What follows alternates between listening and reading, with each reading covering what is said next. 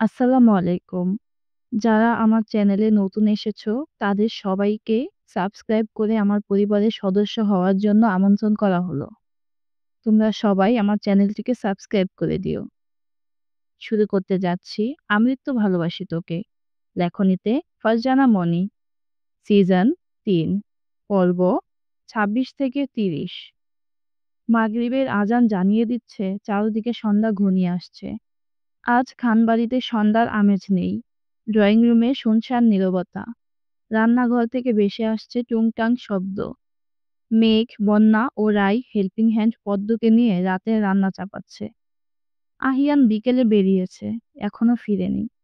তানবীর একটু আগে বাড়িতে ফিরেছে, কিন্তু আবির ও আদি এখনো বাড়িতে ফিরেনি বলে সে এখনো নিচে নামেনি। তাছাড়া আদরের মেয়ে ফিদাও বাড়িতে নেই। মালিহা খান, হালিমা খান ও আকলিমা খান যার যার রুমে মাগরিবের নামাজের প্রস্তুতি নিচ্ছে। আদিবা নিচে কাউকে দেখতে না পেয়ে একবার কিচেনে যাচ্ছে, আরেকবার রুমে যাচ্ছে। তাছাড়া ত্রিধা নেই বলে আহিয়াও আজকে নিচে নামেনি। চঞ্চল মেয়ে ত্রিধা একাই পুরো বাড়ি মাতিয়ে রাখে। সে আজ বাড়িতে নেই। পুরো বাড়ি যেন নিস্তব্ধতায় ডুবে আছে। আলী আহমেদ খান ড্রয়িং রুমে এসে বসলেন। তারপর মেয়েকে ডেকে বললেন এক কাপ চা দিতে। বলেই উনি নিজের ফোনটা হাতে নিয়ে কল দিল মিমের নাম্বারে। কল রিসিভ হতেই ভেসে উঠল উষার মুখ।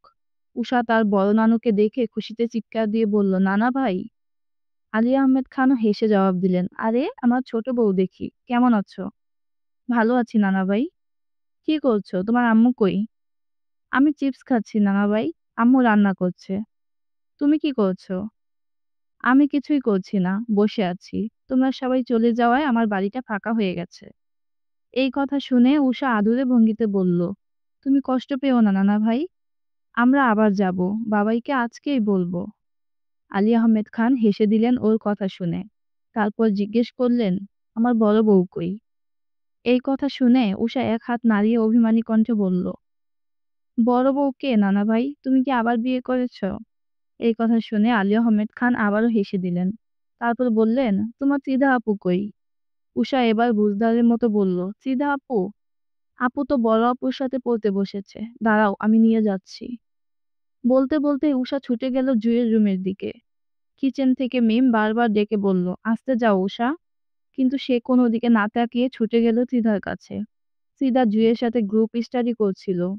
উষাকে দৌড়ে আসতে দেখেও চেয়ার থেকে উঠে দাঁড়িয়ে উষাকে জড়িয়ে ধরল। উষা খিলখিলিয়ে হেসে বলল, আপু, নানা ভাই কল দিয়েছে। কথাটা কর্ণকুহরে পৌঁছাতেই ত্রিধা তড়িৎ ভঙ্গিতে ফোন হাতে নিল।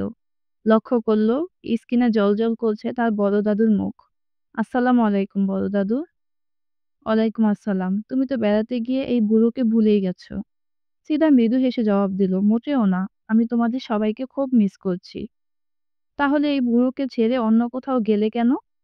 এ কথাটা শোনা মাত্রই তিদার হালকা শুকিয়ে যাওয়া ঘাটটা আবারও দগদগে হয়ে উঠল। ওনাকে নালিশ করতে ইচ্ছে হলো। তোমার নাতির উপর রাগ করেই তো বাড়ি ছাড়তে হলো। তোমার নাতির যন্ত্রণায় তো আর বাড়িতে থাকতে পারলাম না। কিন্তু এই নিয়ে কিছুই বলল না। মৃদু হেসে জবাব দিল, দুই একদিন থেকেই চলে আসবো, তুমি মন খারাপ করো না। তারপর চিদা আবারও বলল, বড় দাদু, বাড়ির সবাই কই? আলী আহমেদ খান হাতে গোনা কয়েকজন ছাড়া একে একে সকলের কথা জানালেন। কিন্তু হাতে গোনা কয়েকজনের মধ্যে তার কাঙ্ক্ষিত মানুষটিও রয়েছে। এখন সে কি করে বলবে আমার আহিয়ান ভাই কই? বলতে পারল না। নিরাশ মুখে মায়ের সাথে কথা বলতে চাইল। এর মধ্যে নিচে নেমে এসেছে তানবীর। মেয়ের কণ্ঠস্বর শুনেই তানবীর বড় আব্বুর হাত থেকে ফোন নিল। মেয়ের আদরে মুখখানা দেখেই যেন সারাদিন পর তার স্বস্তি মিলল। একে একে সকলেই কথা বলল চিদার সাথে। তবুও তার অশান্ত মন শান্ত হলো না। তার ছটফটানি যেন বেড়েই যাচ্ছে। অবশেষে মন খারাপ করে ফোন কাটল। পাশের টেবিল থেকে এক গ্লাস পানি নিয়ে ঢকঢক করে খেয়ে নিল। বুকের ভেতরটা জ্বলে যাচ্ছে। বক্ষ পিঞ্জরে কেমন জানি হাহাকার। এই হাহাকার কি ঠান্ডা পানির শীতলতায় কমবে? তা জানে না কিশোরী মেয়ে ত্রিধা। তবুও তার চেষ্টার কমতি রইল না। এদিকে জুই এক দৃষ্টিতে তাকিয়ে আছে তিদার মুখের পানে। হাসি খুশি চঞ্চল মেয়েটাকে সে কখনো এভাবে মুখ লুকাতে দেখেনি। কিন্তু কলেজ থেকে আসার পর থেকেই লক্ষ্য করছে তিদার মুখটা মলিন হয়ে আছে। কিছু একটা নিয়ে সে খুবই চিন্তিত। বিকেল থেকে এই কয়েক ঘন্টায় তিদার ঠোঁটে সে এক ফোঁটাও হাসি দেখেনি। জুই কিছুক্ষণ আনমনে তাকিয়ে রইল চিদার ফোলা চোখ মুখের দিকে। অতঃপর জিজ্ঞেস করল, তোর ব্যাপার কি বলতো? কি লুকাচ্ছিস আমার থেকে? চিদা কোনো জবাব না দিয়ে মুখভঙ্গি স্বাভাবিক করে পড়ায় মনোযোগ দিতে চাইল। কিন্তু জুই ওকে হাত টেনে নিজের দিকে ঘুরিয়ে আবারও জিজ্ঞেস করল, বাড়ি ফেরার পর থেকে দেখছি তোর মুখটা মলিন হয়ে আছে। সাজেকে তো এমনটা ছিল না। কি হয়েছে প্লিজ বল। সিদা মাথা নিচু করে তাকিয়ে রইল। হালকা করে পলক ফেলতেই ওর চোখ থেকে গড়িয়ে পড়ল কয়েক ফোঁটা পানি। জুই সঙ্গে সঙ্গে আঁতকে উঠে ওর চোখের পানি মুছে দিল। তারপর গিয়ে রুমের দরজাটা ভেতর থেকে লক করে দিল। সিদা এখনো নীরবে চোখে জল ফেলছে। জুই এগিয়ে এসে আবারও বসলো ওর পাশে। জোর করে ওর মুখটা উঁচু করল। অকপটে তিদার কান্না আরো বাড়ল। মেয়েটা হেঁচকি তুলে তুলে কাঁদছে। নাকের পাতা টকটকে লাল হয়ে আছে। জুই আবারও জিজ্ঞেস করল, কি হয়েছে বলবি তো নাকি? কেউ কিছু বলেছে? এবার আহিয়ানের বোকারানী নিজেকে আর সামলাতে পারল না। জুইকে জাপটে ধরে অঝরে কাঁদতে থাকলো। জুই বারবার জানতে চাওয়ায় তিদা কন্দনরত কণ্ঠে বলল, আ আমি আমি ওনাকে অনেক ভালোবাসি, কিন্তু উনি আমায় ভালোবাসে না। বলেই আবার কান্নায় ভেঙে পড়ল। জুই হঠাৎ করে এমন কথা শুনে খানিকটা ভড়কে গেছে। তারপর নিজেকে স্বাভাবিক করে তিদাকে সোজা করে বসালো। অতঃপর এক হাতে তিদার থুতনি ধরে উপরে তুলে প্রশ্ন ছুড়ল, কাকে ভালোবাসিস তুই? আর তোর মতো মিষ্টি মেয়েকে কে রিজেক্ট করলো? তিদা কয়েক সেকেন্ড চুপ করে থেকে বলল, আ আহিয়ান ভাই। জুইয়ের মাথায় মনে হয় আকাশ ভেঙে পড়েছে। নিজের কানকে নিজেই বিশ্বাস করতে পারল না। আবারও জানতে চাইল, কাকে? সিদা এবার নিজেকে স্থির রেখে বলল, আমি আহিয়ান ভাইকে ভালোবাসি, ভীষণ ভালোবাসি। ওই পাষাণ, বদমেজাজি, রাগী, গম্ভীর, রক্তচোষা বাদরটাকে না পেলে নিজেকে শেষ করতেও 2 মিনিট ভাববো না। জুই আতঙ্কে মৃদু চিৎকার দিয়ে বলল, চিরা, তুই কি পাগল হয়ে গেছিস? আহিয়ান ভাইয়া তোর ভাই হয়। তোদের গায়ে একই বংশের রক্ত। চিরা এবার গর্জে উঠে বলল, হ্যাঁ হ্যাঁ, পাগল হয়ে গেছি। আমি সত্যি পাগল হয়ে গেছি। আর রইল বংশের রক্ত। হোক একই বংশের রক্ত, কিন্তু উনি তো আমার আপন মায়ের পেটের ভাই না। উনি আমার ফুফাতো ভাই। তাকে বিয়ে করার জায়েজ আমার ধর্মে আছে। জুই বুঝতে পারল তিদা অনেক হাইপার হয়ে গেছে। তাই শান্ত করতে বলল, সবই ঠিক আছে, সবই মানলাম, কিন্তু ভাইয়া কি তোকে পছন্দ করে? তিদা আবারও নীরবতা পালন করলো। কয়েক মিনিট স্থির বসে থেকে ভাঙা ভাঙা কণ্ঠে বলল, আমি জানি না, সত্যিই কিছু জানি না। সাজেকের 7টা দিন আমি এক অন্য আহিয়ান ভাইকে দেখেছি, কিন্তু বাড়িতে এসে আমি তাকে চিনতে পারছি না। আর উনি যদি আমার প্রতি এতটাই বিরক্ত হয়, তাহলে সেখানে আমার সাথে এত মিশতে কে বলেছিল? আমি বলেছিলাম নাকি আমি গিয়েছিলাম তার কাছে? জুই ওর কথা শুনে কয়েক মিনিট ভাবলো, কিন্তু তার মাথায় কিছুই ঢুকছে না। তাই তিদাকে আবারও প্রশ্ন করলো, আমি সত্যিই কিছু বুঝতে পারছি না তোর কথা। দয়া করে বুঝিয়ে বল। উনি কি তোকে কিছু বলেছে? মানে বাড়িতে ফেরার পর কিছু হয়েছে? অতঃপর তিদা প্রথম থেকে শেষ পর্যন্ত সকল কিছু খুলে বলেছে। তাকে সেদিন দুষ্টু ছেলেদের হাত থেকে সেভ করা, এতগুলো বরখা কিনে দেওয়া, ঘুরিয়ে পেঁচিয়ে লাল শাড়ি পরতে বলা, পূর্ণিমার রাতে চন্দ্রবিলাস করতে নিয়ে যাওয়া, কানে ফুল গুজে দেওয়া থেকে শুরু করে সবকিছু একে একে চিদা বলল জুইকে। জুই চুপচাপ মনোযোগ সহকারে শুনল সব। তারপর ভাবুক ভঙ্গিতে বলল, সব তো ঠিকই আছে, আর ওনার আচরণই বলে দিচ্ছে উনি তোকে পছন্দ করে। তাহলে এখন সমস্যা কোথায়? চিদা আবারও কান্নায় ভেঙে পড়ল। তারপর কাঁদতে কাঁদতে বলল, যেদিন সাদিক থেকে ফিরে আসবো সেদিন থেকেই মানুষটা আমার সাথে আর কথা বলছে না। গোটা একটা দিন অপেক্ষা করে গতকাল দুপুরে জুম্মার নামাজ পড়ে আসার পর উনি রুমে শুয়েছিলেন। আমি তখন গিয়ে কথা বলার চেষ্টা করলাম। জানতে চাইলাম আমি কিছু করেছি কিনা। কিন্তু উনি আমাকে অপমান করে হাত ধরে টেনে রুম থেকে বের করে দিয়েছে। তোর মতো আমিও প্রথমে ভেবেছিলাম উনি আমাকে হয়তো ভালোবাসে। এমনকি ওনার ব্যবহারেই ওনার প্রতি আমার ভালো লাগাটা তীব্র হয়েছে। কিন্তু উনি এখন আমার সাথে উল্টাপাল্টা আচরণ করছে। ওনাকে দেখলে মনে হচ্ছে আমাকে সহ্য করতে পারছে না। বলেই ত্রিধা আবারও হুহু করে কেঁদে দিল। ওর কান্না দেখে জুই নিজেও স্তব্ধ। এত অল্প কয়েকদিনে কি কাউকে এতটা ভালোবাসা যায়? সত্যি বলতে ভালোবাসা হলো মনের ব্যাপার। কখন, কিভাবে, কোন সময়, কার সাথে মনের অদল-বদল হয়ে যাবে তা বোঝা মুশকিল। ফিদা এখনো হেঁচকি তুলে তুলে কাঁদছে। জুই ওর চোখের পানি মুছে দিয়ে বলল, হয়তো উনি কোনো সমস্যায় আছেন, তাই তোকে অ্যাভয়েড করছে। এমন একটা সময় তোর বাড়ি ছেড়ে আসা উচিত হয়নি। হয়তো ওনার মাথা ঠান্ডা হলে তুই যদি আবার কথা বলতে যেতি তাহলে সব ঠিক হয়ে যেত। কিন্তু তুই বোকার মতো ছেড়ে চলে এসেছিস। এতে হয়তো ওনার রাগটা আরো বেড়েছে। জুঁইয়ের বিচক্ষণ ভঙ্গিতে কথা বলা শুনে চিদা মাথা তুলে তাকালো। এখন কেন জানি মনে হচ্ছে সে সত্যিই বোকা। আহিয়ান ভাই হয়তো রাগে ওকে রুম থেকে বের করে দিয়েছে, তাই বলে ওর বাড়ি ছাড়াটা উচিত হয়নি। তাছাড়া এই মানুষটা যে বদমেজাজি, রাগী, গম্ভীর তা তো চিদার অজানা নয়। আহিয়ানের রাগ সম্পর্কে ওর খুব ভালো আইডিয়া আছে। তার সাথে সাথে চিদা এটাও জানে মানুষটার ভেতরটা অনেক নরম। ছোটবেলায় একবার আহিয়ানের খেলনা গাড়ি চিদা ভেঙে ফেলেছিল। তাই আহিয়ান প্রচণ্ড রেগে গিয়ে চিদাকে থাপ্পড় মারে। সেটা নিয়ে চিদা রানীর সে কি কান্না। কেউ যখন তার কান্না থামাতে পারছিল না, তখন আহিয়ান ওকে নিজের রুম থেকে আরো ২টা খেলনা এনে দিয়ে বলল ভেঙে ফেলতে। চিদা কোনো কিছু না ভেবে খেলনা দুটোকে ছুঁড়ে ফেলেছিল মেঝেতে। মুহূর্তেই খেলনাগুলো ভাগ ভাগ হয়ে ভেঙে গিয়েছিল। সেটা দেখে আহিয়ান গটগট পায়ে উপরে চলে যায়। আর আহিয়ানকে আবারও রাগাতে পেরে চিদা এতক্ষণের কান্না ভুলে খিলখিলিয়ে হেসেছিল। ছেলেটা যতই রাগী হোক, নিজে কষ্ট পেয়েও যে চিদাকে হাসাতে চায় এটা তার বাস্তব প্রমাণ।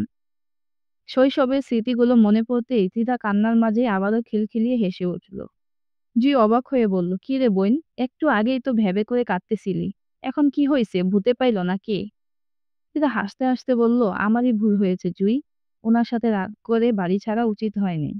আমি কালকে সকালেই বাড়িতে চলে যাব। জি অবাক কণ্ঠে বলল, কাল কলেজে যাবি না? চিদা চঞ্চল ভঙ্গিতে বলল, সাজেকে যাওয়ার জন্য এমনিতেই 7 দিন বন্ধ দিয়েছি, আরেকদিন বেশি দিলে কিছুই হবে না। আগামী পরশুদিন ফুরফুরে মেজাজে কলেজে যাব। জুই বুঝদারের মতো মাথা জাকিয়ে বলল, আচ্ছা ঠিক আছে, তাই করিস। কিন্তু চিদা আবারও ভাবনায় মগ্ন হলো। সেটা দেখে কপাল কুঁচকে জুই প্রশ্ন করল, কি রে, আবার কি ভাবছিস? চিদা ভাবনার জগৎ থেকে বেরিয়ে বলল, আহিয়ান ভাইয়ের সাথে অনেকদিন কথা হয় না রে, মনটা আনচান আনচান করছে, ইচ্ছে করছে রাতেই চলে যাই। জুই কিছু একটা ভাবলো, তারপর বলল, ফোন দে। চিদা মন খারাপ করে বলল, কিন্তু উনি কি আমার ফোন ধরবে? জুই ওর মাথায় একটা গাঁট্টা মেরে বলল, তুই একটা আস্ত বলদ, রং নাম্বার হয়ে ফোন দে, এতে উনি তোকে চিনতেও পারবে না, আর তোরও ওনার সাথে কথা বলা হয়ে যাবে। চিদা খুশিতে থ্যাংক ইউ বলে জুইকে জড়িয়ে ধরল। মুহূর্তেই একটু আগে কথা বলা ফোনটা হাতে নিল। অতঃপর চিদা ভাবুক ভঙ্গিতে বলল, কিন্তু এই নাম্বার থেকে ফোন দিলে তো উনি চিনে ফেলবে, নিশ্চয়ই মিম ফুপির নাম্বার ওনার ফোনে সেভ করা। তখন জুই খানিকক্ষণ ভেবে বলল, অপেক্ষা কর, আমি আম্মুর ফোন নিয়ে আসছি। বলেই জুই দরজা খুলে বেরিয়ে গেল মায়ের রুমের দিকে। জুই ড্রয়িং রুমে যেতেই দেখলো ওর দাদু মাহমুদা খান সোফায় বসে চা খাচ্ছেন, আর ওর আম্মু ও কাকিমণি কিচেনে রান্না করছে। এক পলক সেদিকে তাকিয়ে চুপচাপ চলে গেল মায়ের রুমে। ফোনটা নিয়ে আবার যথাসময়ে ফিরেও এলো। সিদা ফোন হাতে পেয়ে যতটা খুশি তার চেয়ে বেশি নার্ভাস। কি বলবে ফোন দিয়ে, যদি আবারও ধমক দেয়? নাম্বার বল। হঠাৎ জুইয়ের কথা শুনে সিদার ঘোর কাটলো। জুই আবারও বলল, কি রে, নাম্বারটা বল, কল দেই। সিদা মুখ কাচুমাচু করে বলল, নাম্বার তো জানি না। জুই অবাক হয়ে তাকিয়ে রইল, তারপর বিরক্ত হয়ে বলল, নাম্বার ছাড়া কি দিয়ে কল দিব? সিদা 2 মিনিট ভেবে উচ্ছ্বসিত কণ্ঠে বলল, আইডিয়া। কি আইডিয়া? মিম ফুপির ফোনে নিশ্চয়ই আহিয়ান ভাইয়ের নাম্বারটা আছে, আমরা সেখান থেকে হাইজ্যাক করব। অবশেষে সেই ফোন থেকে নাম্বার তোলা হলো। সিদা কল দেওয়ার সাহস পাচ্ছে না। ইতিমধ্যেই জুই ওকে অনেক কিছু শিখিয়ে দিয়েছে, কিন্তু সব যেন গুলিয়ে যাচ্ছে। অতঃপর দুরু দুরু বুকে কলটা দিয়েই দিল। কয়েক সেকেন্ডের মধ্যেই কল রিসিভ হলো। ফোনের ওপার থেকে আহিয়ান ভাই কল রিসিভ করে সালাম দিয়েছে। তারপর থেকে বারবার জিজ্ঞাসা করছে, কে, কে বলছেন? সিদা চুপ করে থেকে তার প্রাণ ভোমরা কণ্ঠ শুনল। মুহূর্তে যেন তার উত্তপ্ত হৃদয়ে শীতল বৃষ্টি নেমে এলো। কিন্তু কতক্ষণ আর চুপ করে থাকবে? মানুষটা এমনিতেই রাগী। যদি অতিরিক্ত রেগে গিয়ে ফোন কেটে আর ফোন রিসিভ না করে, তাহলে তো আরেক মুসিবতে পড়বে। তাই এখনই কিছু বলা উচিত। সিদা কাঁপা কাঁপা কণ্ঠে বলল, আসসালামু আলাইকুম জান, কেমন আছো? ফোনের ওই পাশ থেকে কয়েক সেকেন্ড নীরবতা। তারপর ভেসে এলো কোমল এক কণ্ঠ, আমি ভালো আছি সোনা পাখি, তুমি কেমন আছো? সিদা চোখ বড় বড় করে জুয়ের পানে তাকালো। ফোনটা লাউড স্পিকারে দেওয়া। জুয়ের চোয়ালো হা হয়ে গেল। তারপর সিদা নিজেকে সামলে নিয়ে বলল, আমিও ভালো আছি জান, শুধু তোমায় একটু একটু মিস করছি। ওহ, তাই বুঝি? হুম, তাই। তাহলে আমি চলে আসি? সিদা মুখ টিপে হেসে বলল, এসো জান। Missing you badly, wish you were here right now. Same here জান। Every moment without you feels incomplete. বাড়ির ঠিকানাটা এবার দাও। সিধা অবাক কণ্ঠে বলল, কি দিব? বাড়ির ঠিকানা না দিলে কিভাবে আসবো জান? সিধা নিজের কথা নিজেই ফেঁসে গেছে বুঝতে পেরে খুব খুব করে কেসে উঠল। তখনই শুনতে পেল ফোনের ওপাশ থেকে গম্ভীর কণ্ঠস্বর। ফুপির বাড়ির ঠিকানা কিন্তু আমার জানা আছে। তুই কি নিজে ফোনটা কাটবি, নাকি আমি সেখানে এসে থাপড়ে তোর ফর্সা গালটাকে লাল করে দিয়ে যাব? সিধা ধরা পড়ে যাওয়ায় আমতা আমতা করে বলে উঠল, সরি আহিয়ান ভাই। মুহূর্তেই টুট টুট শব্দ করে ফোনটা কেটে গেল। সিধা ও জুই বড় একটা দীর্ঘশ্বাস নিয়ে একসাথে হু হু করে হেসে উঠল। সকালের সূচনা মানেই নতুন প্রাণের উচ্ছ্বাস, নতুন স্বপ্নের আলো। রাতের আঁধার ভেঙে সূর্যের কোমল কিরণ জানান দেয় অতীতের সব ক্লান্তি ভুলে আবার শুরু করার সময় এসেছে। সিধা ভোররাত 4টায় উঠে ব্যাগপত্র গুছিয়েছে। বারবার জানালার বাহিরে তাকিয়েছে। কখন সূর্য উঠবে, কখন সে বাড়িতে যাবে। রাতেই আরিফ চাচ্চুকে বলে রাখা হয়েছিল সে আগামীকাল সকালেই বাড়ি যেতে চায়। মিম, জান্নাত, আরিফ, আসিফ ওকে অনেক বুঝিয়েছে আর একটা দিন থেকে যাওয়ার জন্য। কিন্তু তিদা মানতে নারাজ। বারবার শুধু একটা কথাই বলছে, আমার পাপার জন্য মন কেমন করছে, আমি পাপার কাছে যেতে চাই। আর সকাল সকাল না গেলে পাপা অফিসের জন্য বেরিয়ে যাবে। ও জেদের কাছে সকলেই হার মানল। আরিফ তানভীরকে ফোন করে জানালে তানভীর জানিয়েছে সকালে আস্তে ধীরে বাড়িতে দিয়ে যেতে। সে না হয় দুপুরে লাঞ্চ টাইমে বাড়িতে এসে মেয়ের সাথে দেখা করে যাবে। যাই হোক, এখন সকাল 7টা। সিধা সেই কখন থেকে রেডি হয়ে বসে আছে। আরিফ প্রতিদিনের ন্যায় এইমাত্র ঘুম থেকে উঠেছে। ফ্রেশ হয়ে নাস্তা করে একেবারে অফিসের জন্য বের হবে। যাওয়ার পথে তিতাকে খানবাড়িতে পৌঁছে দিবে। তাছাড়া আবির অন্য একটা দরকারেও আরিফকে আজকে সকাল সকাল খানবাড়িতে যেতে বলেছে। এই সুযোগে আবিরের সাথেও দেখা হয়ে যাবে। তিতাকে মিম অনেক জোর করার পরেও নাস্তার সময় কিছুই খাওয়াতে পারেনি। সে শুধু ঘড়ির দিকে তাকাচ্ছে কখন বাড়িতে পৌঁছাবে, কখন সে তার আহিয়ান ভাইকে এক নজর দেখবে। জুই ওর কাণ্ড দেখে মিটিমিটি হাসছে। এই মুহূর্তে কি কমেন্ট করা উচিত তা বুঝতে পারছে না। মেয়েটা সত্যিই পাগল, খুব ভালোবাসে তার আহিয়ান ভাইকে। একটা সময় জুই কলেজের উদ্দেশ্যে বেরিয়ে গেল। সিধা কিচ্ছুটি আর মুখে তুলল না। আরিফ রেডি হয়ে বের হতেই সকলের কাছ থেকে বিদায় নিয়ে গাড়িতে গিয়ে বসলো। আজ যেন রাস্তা শেষ হচ্ছে না, কেন জানি বুকের ভেতর অজানা এক ভয় কাজ করছে। কখন সে বাড়িতে যাবে সেই চিন্তায় যখন বিভোর, ঠিক তখনই গাড়িটা থেমে গেল। সিধা খুশি মনে তাকালো বাহিরে। ভেবেছিল বাড়িতে চলে এসেছে, কিন্তু না, রাস্তায় অতিরিক্ত ট্রাফিক জ্যামের কারণে গাড়িটা থেমে গেছে। সিধা বিরক্ত হলো। তেতো মুখে বিড়বিড় করে বলল, উফ, এখনই জ্যামটা লাগতে হলো, আর আধ ঘন্টা পরে লাগলে কি হতো। আরিফ পাশ থেকে শুনে বলল, এখন অফিস টাইম মামনি, অফিস টাইমে রাস্তায় জ্যামজট এমনিতেই একটু বেশি হয়। কি আর করার, এবার চিতা বুঝদারের মতো মাথা নাড়ল। তা দেখে আরিফ মৃদু হাসল। সে জানে এই মেয়েটা একদম তার মেঘাপুর মতোই হয়েছে। আর হবেই না কেন, রক্তের টান বলে তো একটা কথা আছে। দীর্ঘ ৪৫ মিনিট জ্যামে আটকে থাকার পর গাড়ি চলল খানবাড়ির পথে। ধীরে ধীরে নিজের বাড়ির আশেপাশের রাস্তা দেখে চিদার মনে স্বস্তি ফিরে আসছে। ঘড়ির কাঁটায় যখন ৯টা বেজে ৩০ মিনিট। খানবাড়ির বড় গেটের সামনে আরিফের গাড়িটি পৌঁছাতেই চিদা লক্ষ্য করল তার বড় পাপার গাড়ি বাড়ি থেকে বের হচ্ছে। চিদা কাচের জানালা ভেদ করে সেদিকে তাকালো। তারপর মনে মনে বলল, বড় পাপা আজকে এত দেরি করে অফিসে যাচ্ছে কেন? ওনার শরীর ঠিক আছে তো? ভাবনার মাঝেই গাড়িটি গেট পেরিয়ে বেরিয়ে গেল। আর আরিফ চাচ্চুর গাড়িটি গেটের ভেতরে ঢুকলো। গাড়িটি থামতেই চিদার মুখে চমক ফুটে উঠল। ফাইনালি সে বাড়ি ফিরে এসেছে। আরিফ চাচ্চু গাড়ি থেকে নেমে ওর পাশের ডোর খুলে দিতেই চিদা হাসি খুশি আদলে নেমে আসলো।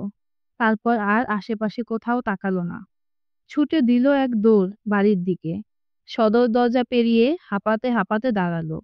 শ্বাস নিচ্ছে ঘন ঘন। কয়েকটা দীর্ঘশ্বাস নিয়ে মাথা তুলে তাকালো ড্রয়িং রুমের চারপাশে।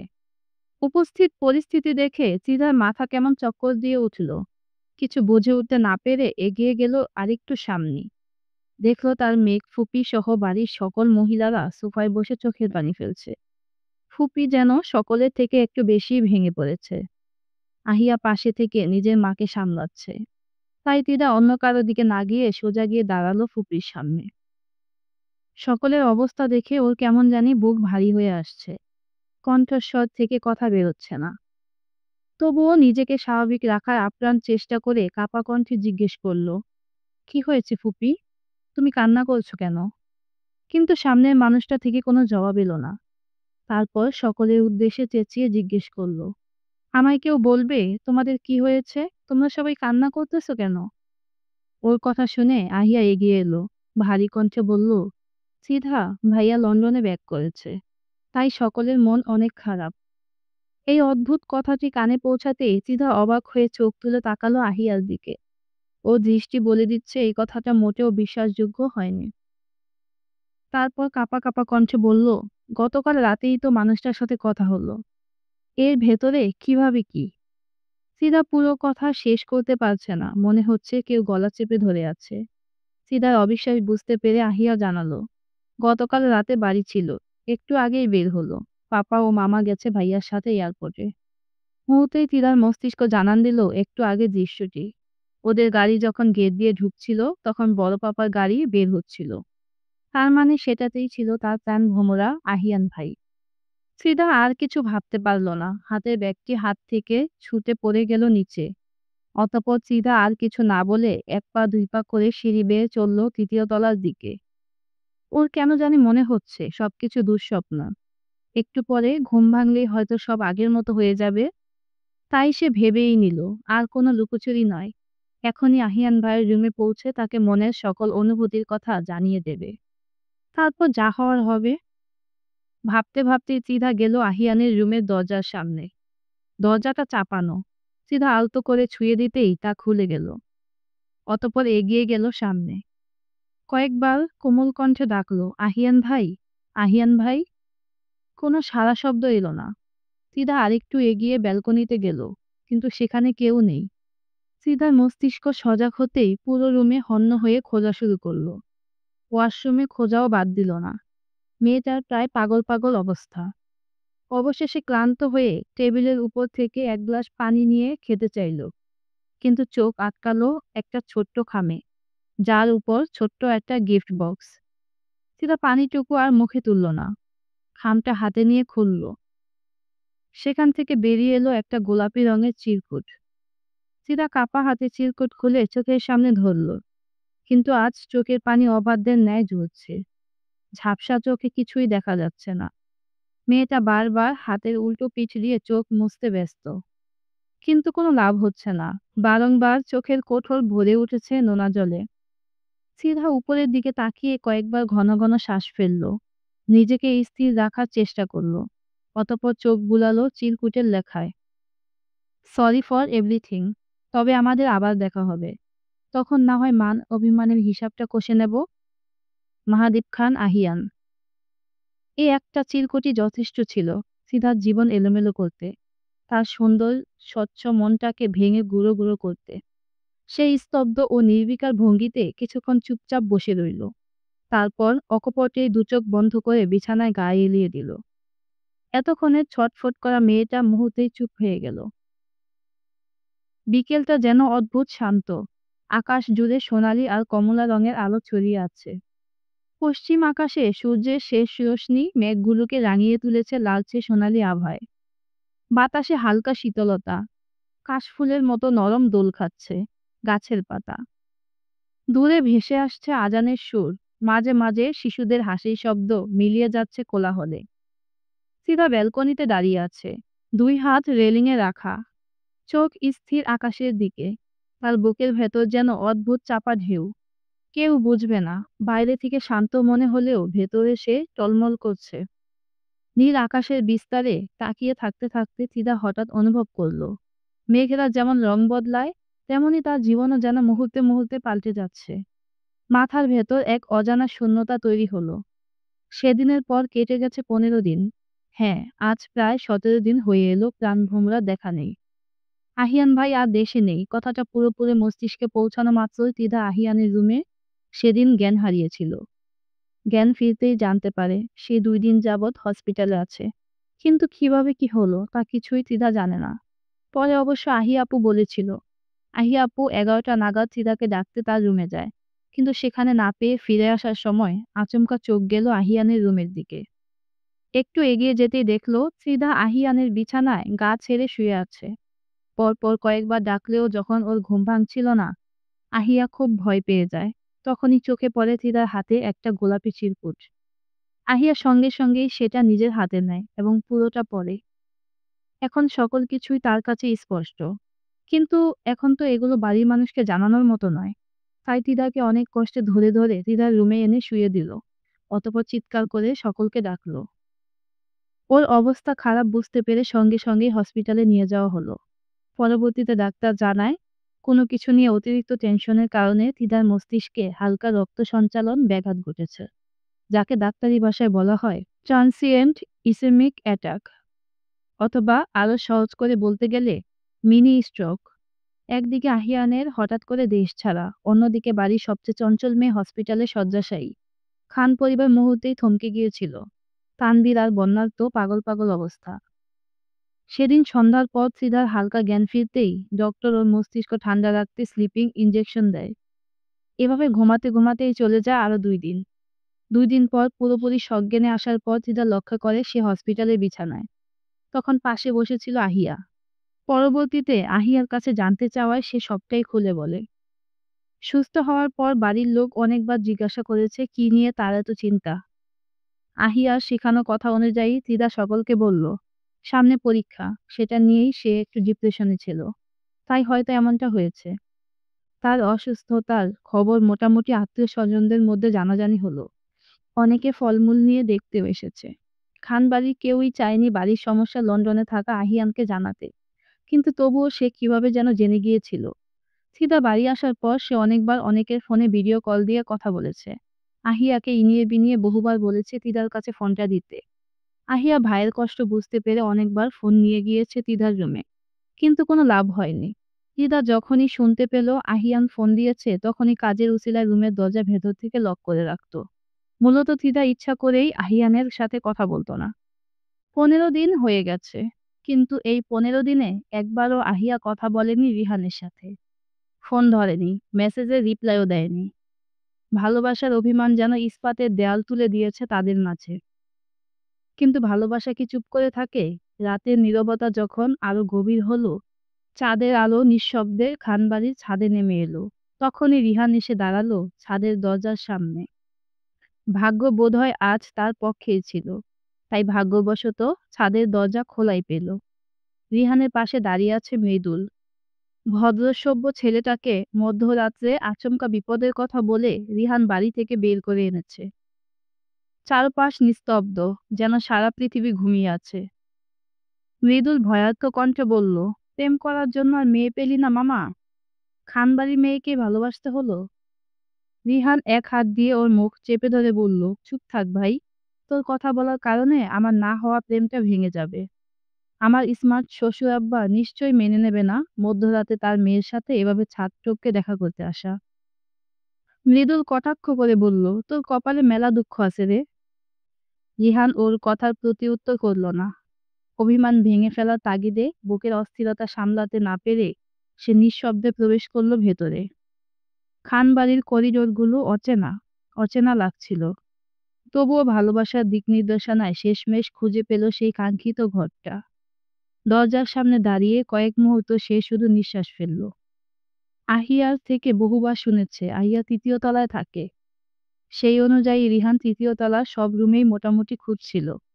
যাই হোক, কাঙ্ক্ষিত রুমটি খুঁজে পাওয়ার পর ধীরে ধীরে ভেতরে পা রাখল। আহিয়া তখন ঘুমিয়ে আছে, গভীর ঘুমে নির্ভার, অচেতন চারপাশের প্রতি। তার শান্ত মুখে চাঁদের আলো পড়ছে, মুখটা কি যে আদরে লাগছে তাকে মেয়েটা জানে। রিহান নিঃশব্দে তাকিয়ে রইল। কত অভিমান, কত দূরত্ব, কত না বলা কথা, সব যেন মুহূর্তে গলে যেতে চাইছে। ঘরের ভেতর নিঃশব্দে দাঁড়িয়ে রিহান তাকিয়ে রইল আহিয়ার দিকে। চোখ বুজে ঘুমিয়ে থাকা সেই মুখটা তার কাছে যেন অমূল্য কোনো সম্পদ। মনে মনে রিহান ফিসফিস করে, আহিয়া, আমাকে যে তুমি নামক রোগে ধরেছে, যে রোগ থেকে আজীবন মুক্তি নেই। হয়তো তুমি, নয়তো মৃত্যু। এই দুইটাই এই রোগের মেডিসিন। যে কোনো একটা তো আমাকে বেছে নিতেই হতো।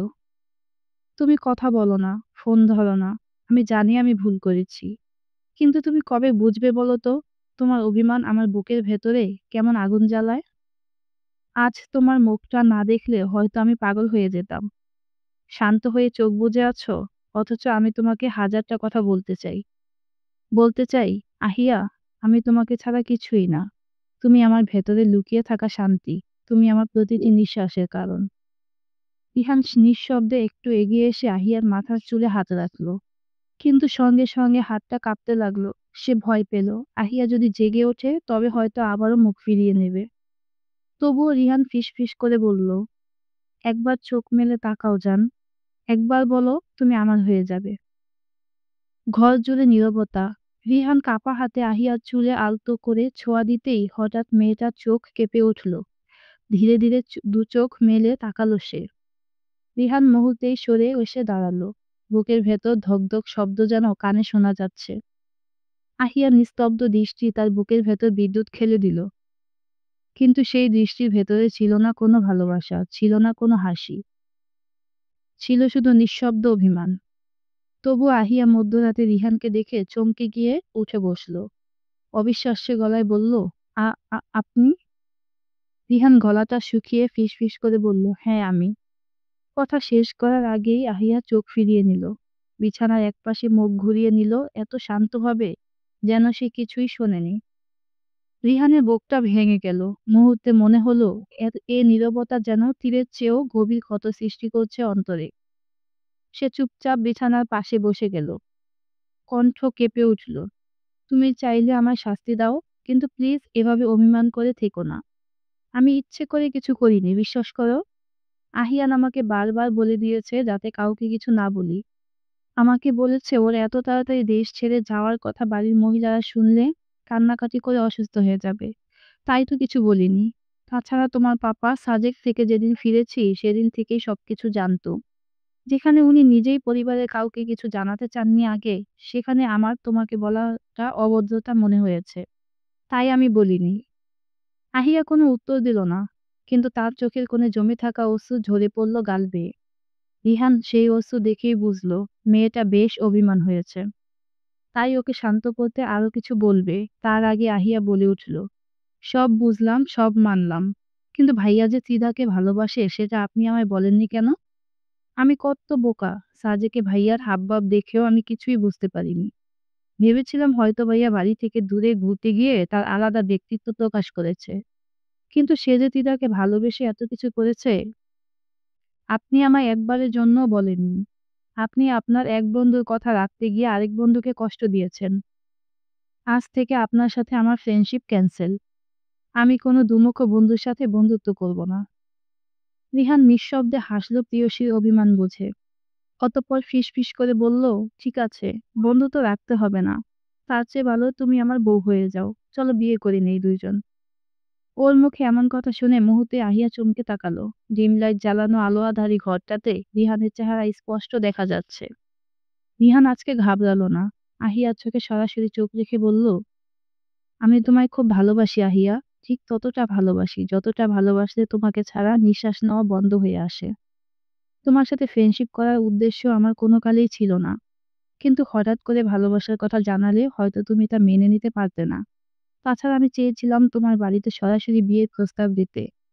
তার জন্য আমার একটু সময়ের প্রয়োজন। লেখাপড়া মাত্র শেষ হলো। এখনো নিজের পায়ে দাঁড়ানো বাকি। আমি তোমার পাপার সামনে যোগ্য পাত্র হয়ে তার রাজকুমারীর হাত চাইতে চাই। তোমার ভাইয়ের সামনে বুক ফুলিয়ে বলতে চাই তোর বোনের জন্য আমার থেকে ভালো আর কাউকে পাবি না। তাই আমার সময়ের প্রয়োজন। কিন্তু তুমি এভাবে রাগ করে থাকলে আমার পুরো দুনিয়া উলটপালট হয়ে যায়। তাই আজ নিজেকে আর দমিয়ে রাখতে পারলাম না, বলে দিলাম মনের কথা। আহিয়া এখনো নির্বিকার দৃষ্টিতে তাকিয়ে আছে। রিহান ওর দৃষ্টির মানে কি বুঝলো কে জানে। এবার সে নিজেও অভিমানী কণ্ঠে বলল, অপেক্ষা করব যতদিন তোমার অভিমান না ভাঙে। তারপর ধীরে ধীরে উঠে দাঁড়ালো রিহান। রাতের নীরবতা চারদিক জুড়ে। জানালা দিয়ে ভেতরে ঢুকছে হালকা বাতাস। কোথাও কোথাও মেঘে ঢাকা চাঁদের আলো ঘরটাকে রহস্যময় করে তুলেছে।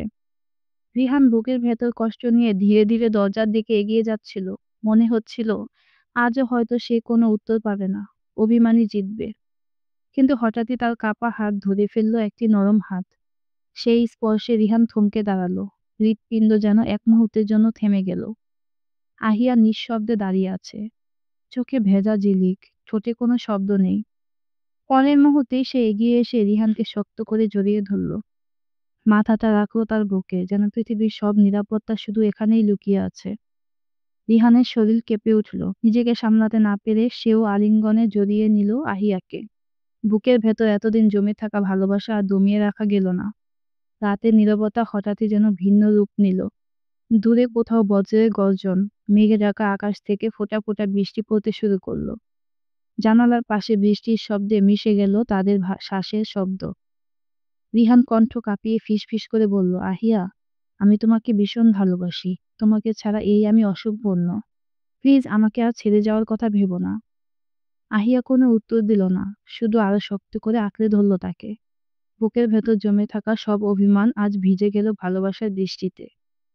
রিহানের মনে হলো, এই রাত, এই নীরবতা, এই বৃষ্টি, সবকিছু মিলেই যেন তাদের অমলিন প্রেমের সাক্ষী হয়ে থাকলো। উফ, শালার মশা, এই বন্ধুগুলো আমার জীবন কয়লা করে দিল। ওদের মতো বন্ধু থাকলে শত্রুর প্রয়োজন হয় না। বিড়বিড় করে বলল মৃদুল। আচমকা দৃষ্টি নামায় মৃদুল ছাদ থেকে সিঁড়িকোঠায় এসে দাঁড়িয়েছে। এই মুহূর্তে তার মশার কামড় খাওয়া ছাড়া আর কোনো কাজ নেই। পকেট থেকে সেলফোনটাও বের করতে পারবে না। ফোনের স্ক্রিনের আলোতে সহজে কারো নজরে পড়ার সম্ভাবনা আছে। ঠিক সেই মুহূর্তেই পেছন থেকে কেউ ওর কাঁধে হাত রাখলো। মুহূর্তে মৃদুল ভয়ে জমে গেছে, ধরা পড়ে গেছে বিষয়টা মাথায় আসতেই শিরদাঁড়া বেয়ে ঠান্ডা স্রোত বয়ে গেল। লা ইলাহা ইল্লা আনতা সুবহানাকা ইন্নী কুনতু মিনাজ জালিমিন বলতে বলতে ছেলেটা ভীত মুখে পেছনে ফিরল। দেখলো ওর পিছনে রিহান দাঁড়িয়ে দাঁত কেলিয়ে হাসছে। সঙ্গে সঙ্গে মৃদুল কয়েকটা কিল ঘুষি বসিয়ে দিল রিহানের কাঁধে। অকথ্য ভাষায় কয়েকটা গালি দিবে তার আগেই লক্ষ্য করলো রিহানের পিছনে আহিয়া দাঁড়িয়ে। তাই নিজেকে সংযত করে নিল। ভদ্র ভাষায় মিনমিন করে বলল, আপু, রিহানকে কিছু বইলেন।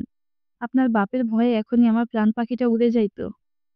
ওর কথা শুনে আহিয়া মৃদু হাসলো। তারপর সচেতন কণ্ঠে বলল, ভাইয়া, বৃষ্টিতে গাছ অনেক পিচ্ছিল হয়ে আছে, তাই গাছ বেয়ে নিচে নামার প্রয়োজন নেই।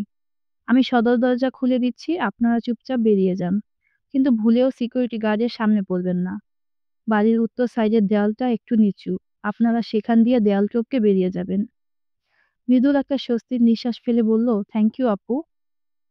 আহিয়া মুচকি হাসলো। অতঃপর তিনজন আস্তে ধীরে নেমে এলো নিচতলা সদর দরজার সামনে। আহিয়া কাঁপা হাতে দরজাটা খুলে দিল। দরজা খোলা পেতেই মৃদুল মনের আনন্দে এগিয়ে গেল বাইরের দিকে। রিহান এখনো দাঁড়িয়ে আছে দেখে আহিয়া ফিসফিস করে বলল, যাচ্ছেন না কেন? তাড়াতাড়ি যান, কেউ টের পেলে সমস্যা হবে। রিহান এক দৃষ্টিতে কিছুক্ষণ তাকিয়ে রইল, তারপর আচমকা এগিয়ে এসে আহিয়ার কপালে একটা শক্ত চুমু দিল। তারপর ছেলেটা আর কোনো দিকে তাকায়নি, বেরিয়ে হাঁটা শুরু করেছে বাড়ির উত্তর পাশের বাগানের দিকে। আহিয়া যেন মুহূর্তেই বরফের ন্যায় জমে গেছে।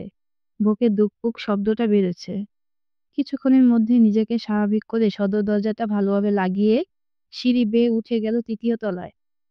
আনমনে দৌড়ে নিজের রুমে যেতে গিয়ে কারোর সাথে ধাক্কা খেল। অন্ধকারে মানুষটার মুখের দিকে নজর পড়ার আগেই নজর গেল তার পরনের সাদা ড্রেসের উপর। মুহূর্তে আহিয়ার কপাল বেয়ে দরদর করে ঘাম ছুটতে শুরু করলো। ভয়ে যেই না একটা চিৎকার দেবে, সঙ্গে সঙ্গেই কেউ মুখ চেপে ধরে বলল, আপু, আমি ত্রিধা, ভয় কেন পাচ্ছ? আহিয়া চোখ তুলে তাকিয়ে দেখলো সত্যি এটা ত্রিধা। এবার নিজের মুখ থেকে তিতার হাত সরিয়ে আহিয়া হাঁপাতে হাঁপাতে বলল, তুই যে ত্রিধা সেটা তো বুঝলাম, কিন্তু এত রাতে এখানে সাদা ড্রেস পরে ভূতের মতো দাঁড়িয়ে আছিস কেন? ত্রিধা মৃদু হেসে জবাব দিল, পাহারা দিচ্ছিলাম, কেউ যদি আমার বড় বোনটাকে মধ্যরাতে তুলে নিয়ে যায়। এই কথা শুনে আহিয়া এক মুহূর্তের জন্য ভাবনায় ডুব দিল। তার মানে ত্রিধা এতক্ষণে সকল কর্মকাণ্ডই দেখেছে। আহিয়া আমতা আমতা করে বলল, আসলে আসলে ত্রিধা, রিহান আর আমি ভালো বন্ধু। কয়েকদিন ধরে ওর সাথে যোগাযোগ করিনি, তাই লুকিয়ে দেখা করতে এসেছে। ফিদা হাসলো, তারপর বলল, তোমাদের বন্ধুত্ব তো খুবই স্ট্রং আপু। কয়েকদিন কথা না হওয়ায় রিস্ক নিয়ে ডিরেক্ট বাড়িতে চলে এসেছে। আবার ফিদা পুরো কথা শেষ হওয়ার আগেই আহিয়া ওর হাত টেনে রুমের ভেতরে নিয়ে যায়। তারপর বিছানায় বসে মাথা নিচু করে বিড়বিড়িয়ে বলে, আসলে আমি আর রিহান দুজন দুজনকে ভালোবাসি। রিহান আজকেই কনফেস করলো। বিশ্বাস কর, আমাদের আগে থেকে কোনো প্রেম ভালোবাসা কিছুই ছিল না। তুই প্লিজ বড়দের কাউকে কিছু বলিস না। সীতার কেন জানি আহিয়ার মুখটা দেখে অনেক হাসি পাচ্ছে, কিন্তু নিজের মুখটা একটু গম্ভীর করে বলল, এতে আমার লাভ? আহিয়া মিনমিন করে বলল, কি চাস বল? চিদা হালকা হেসে বলল, দুলাভাইকে বলবে একদিন ট্রিট দিতে। আহিয়া একটু অবাক হলো। চিদার মুখ থেকে ট্রিট দেওয়ার কথা শুনে নয়, বরং অবাক হয়েছে ওর এত স্বাভাবিক কথাবার্তা শুনে। কারণ আগের চঞ্চল মেয়ে চিদা হলে এতক্ষণে আগ্রহ নিয়ে হেসে হেসে অনেক কথা বলে ফেলতো। এটা জিজ্ঞেস করতো, ওটা জিজ্ঞেস করতো। কিন্তু আজকে চিদা একদম বুঝদারের মতো কথা বলছে। কিন্তু আহিয়া চায় না চিদার ভেতরের এত ম্যাচিউরিটি চিন্তাভাবনা আসুক। আগের চঞ্চল মেয়েটাই তো ভালো ছিল, পুরো বাড়ি মাতিয়ে রাখতো। আহিয়া নির্নিমেষ তাকিয়ে আছে, অতঃপর অসহায় কণ্ঠে বলল, চিদা। চিদা মাথা তুলে তাকালো। ফর্সা মেয়েটার এই কয়েকদিনে চোখের নিচে কালি পড়ে গেছে। আহিয়া এক নজরে কয়েক পলক দেখল, তারপর আবারও বলল, রাত প্রায় শেষ হয়ে এলো, এখনো ঘুমাসনি? চিদা চুপ করে রইল, কোনো উত্তর দিল না। আহিয়া জানে মেয়েটা এখন রাতের পর রাত জেগে থাকে। এই করুণ চেহারাটা যদি একবার আহিয়ান ভাইয়া দেখতো, তাহলে মনে হয় তার ডাক্তারি করার স্বপ্ন বিদেশের মাটিতে পুঁতে দেশে চলে আসতো চিদার কাছে। ভাইয়া কি কখনো জানতে পারবে তার ভালোবাসার মানুষটি তাকে ভেবে এত কষ্ট পাচ্ছে? আর চিদাকেও তো এখন এসব বলা যাবে না। আহিয়া কয়েকটা ঘন ঘন দীর্ঘশ্বাস ফেলল, তারপর উঠে গিয়ে নিজের ড্রয়ার থেকে একটা বক্স নিল। হ্যাঁ, এটা সেই বক্স যেটা আহিয়ান যাওয়ার আগে চিদার জন্য রেখে গিয়েছিল। অতঃপর এগিয়ে এসে চিদার মাথায় হাত বুলিয়ে দিয়ে বক্সটা এগিয়ে দিল। বক্সটা চিনতে চিদার একটু অসুবিধা হলো না। সে গিফট বক্সটা হাতে নিল না, বরং ছলো ছলো চোখে তাকিয়ে রইল আহিয়ার মুখের পানে। আহিয়া মৃদু হেসে বলল, ভাইয়া যাওয়ার আগে তোকে এটা দিয়ে গিয়েছিল, খুলে দেখ কি আছে। চিদা অন্যদিকে তাকিয়ে চোখের পানি লুকানোর চেষ্টা করলো। তারপর অভিমানী কণ্ঠে বলল, প্রয়োজন নেই কারো গিফটের। আহিয়া আবারও হাসলো, তারপর বলল, গিফটটা প্লিজ খোল। হয়তো যাওয়ার আগে তোকে কিছু বলে গেছে এটাতে। চিদা চমকে গিয়ে চোখ তুলে তাকালো, চোখের তারায় খুশির ঝিলিক। অতঃপর বক্সটা হাতে নিয়ে ঝটপট র্যাপিং পেপারটা খুলল। দেখলো ভেতরে iPhone 17 Pro Max। কিন্তু কোনো চিরকুট নেই। তাই তার মনটা খারাপ হয়ে গেল। আহিয়া এবার মৃদু হেসে বলল, দেখলি ত্রিধা, ভাইয়া তোকে ফোন গিফট করেছে। এটা দিয়ে ভাইয়ার সাথে যোগাযোগ কর, ভাইয়া নিশ্চয়ই সেটাই চায়। ত্রিধা অভিমানী কণ্ঠে বলল, সে চাইলেই সব হবে? আমার চাওয়ার কি কোনো মূল্য নেই? আমি চাই না ওনার সাথে যোগাযোগ করতে। তারপর ফোনটা আহিয়ার হাতে ধরিয়ে দিয়ে বলল, তুমি তো সামনের মাসে চলে যাবে, তখন ফোনটা নিয়ে তোমার ভাইকে ফেরত দিও। আর বলো আমার কারো থেকে কোনো গিফট চাই না। আহিয়া ওকে বোঝানোর চেষ্টা করলো, বলল, দেখ ত্রিধা, প্লিজ ভাইয়ার উপর আর রাগ করে থাকিস না। ভাইয়ার হঠাৎ করে বিশেষ প্রয়োজন পড়ায় ঝটপট ফিরে গেছে। তাছাড়া আর 1 মাস পর তোর পরীক্ষা। এভাবে না ঘুমিয়ে না খেয়ে দিন যাপন করলে পরীক্ষার আগেই অসুস্থ হয়ে পড়বি আবার। তাছাড়া পরীক্ষায়ও রেজাল্ট খারাপ করবি। তুই নিশ্চয় চাস না তোর এসব কর্মকাণ্ডে মামা ও মামুনি কষ্ট পাক? সিধা মাথা তুলে তাকিয়ে বলল, আমি কাউকে কষ্ট দিতে চাই না আপু, কিন্তু আমার রাতে ঘুম আসে না, আমি কি করব? খাবার মুখে দিলে গলায় কাটার মতো আটকে থাকে, এতে আমার কি করার আছে? পড়তে বসলে বারবার তোমার বেঈমান ভাইজার কথাই মনে পড়ে। তাহলে লেখাপড়া কি করে করব? বলেই চিতা ঝরঝর করে কেঁদে দিল। আহিয়া ওকে বুকে টেনে নিল। তারপর ওকে বোঝাতে বলল, তুই ভালো স্টুডেন্ট। এই কয়েকদিনের লেখাপড়ার গ্যাপ কোনো ব্যাপার না। সামনে আরো কয়েকদিন এখনো বাকি। আর তোর পরীক্ষা পর্যন্ত আমিও দেশে আছি। তুই কাল থেকে আমার কাছে পড়তে আয়। আমি চেষ্টা করব সকল কিছু তোকে সুন্দরভাবে গুছিয়ে বোঝানোর। তুই কেন বুঝতে চাইছিস না? তোর এমন অবস্থা দেখলে মামা কত কষ্ট পাবে। তুই কি মামাকে জেনে শুনে কষ্ট দিতে চাস? সিদা ঘন ঘন মাথা নাড়িয়ে বোঝালো, না সে চায় না। অতঃপর আহিয়া আবারও বলল, তাহলে আগামীকাল থেকে আগের মতো স্বাভাবিক জীবনযাপন শুরু কর। ভাইয়া নিজের বাড়ি যেহেতু এটা, একদিন না একদিন তো ফিরে তাকে আসতেই হবে। তখন না হয় নিজের অভিমানগুলো সব তুলে ধরা যাবে। কিন্তু এখন যদি তুই পরীক্ষায় ফেল করে মামা মামিকে কষ্ট দিস, তাহলে তারা তোকে ভাইয়া ফিরার আগে বিয়ে দিয়ে দেবে। তখন কি করবি? সিদা কান্না ভেজা চোখগুলো হাতের উল্টো পিঠে দিয়ে মুছল। অতঃপর ভাঙা ভাঙা কণ্ঠে বলল, তুমি যা বলছো আমি সব করব, কিন্তু প্লিজ এই ফোনটা নিয়ে তোমার ভাইয়ের সাথে যোগাযোগ করতে বলো না। আমি তার সাথে নতুন করে কোনো যোগাযোগ রাখতে চাই না। সে যদি আমায় ছাড়া ভালো থাকে তাহলে সেটাই হোক। আমি দেখতে চাই সে আমায় কতটা পোড়াতে পারে আর আমি কতটা পড়তে পারি। আহিয়া চিদার মাথায় হাত বুলিয়ে দিয়ে বলল, ঠিক আছে, তাই হোক।